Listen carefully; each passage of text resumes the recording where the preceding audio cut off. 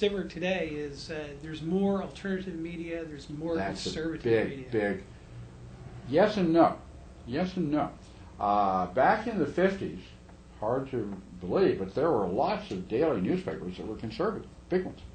One of them Privately owned papers. They were absolutely right. The main one here was the Washington Times-Herald, and it was owned by Colonel McCormick, who also owned the Chicago Tribune. These papers were big supporters of Joe McCarthy and of other conservatives. We didn't have that kind of firepower a decade later. There were the Hearst papers, the Journal American and Mirror in New York and others around the country. They were big supporters of Joe McCarthy. You know, it's an interesting thought that maybe the old independent, privately owned newspapers that had conservative values and were anti-communists that went away and created a void in the American media. Absolutely. Now perhaps can be replaced by... That's what's happened. Yes.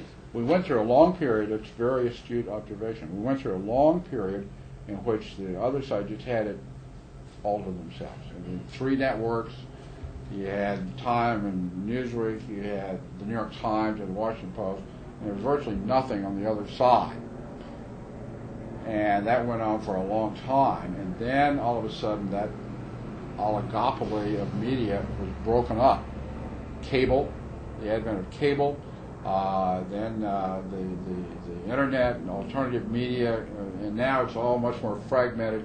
And so you have now, like the Rush Limbaughs of the world, and what you're doing, Cybercast News, and many others, Glenn Beck, people like that, who are breaking through the oligopoly. And of course, that's what they don't like, the Fox News. And so, and then they complain, it's just amazing, whining about Fox News. Oh, Fox News, like, oh, you mean there's one channel? Exactly.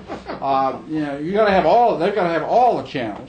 If there's one channel, that is not left wing, then they are being persecuted, and that's the mindset that they got used to. They were so used to having it all their own way. Well, all of a sudden they're catching it from people like Rush and you and Beck and Fox News and.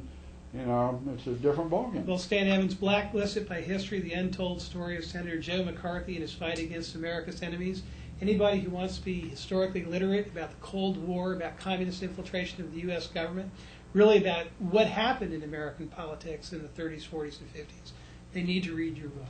Thank you very much, Terry. I appreciate it. Appreciate the time you've given me. Thank you.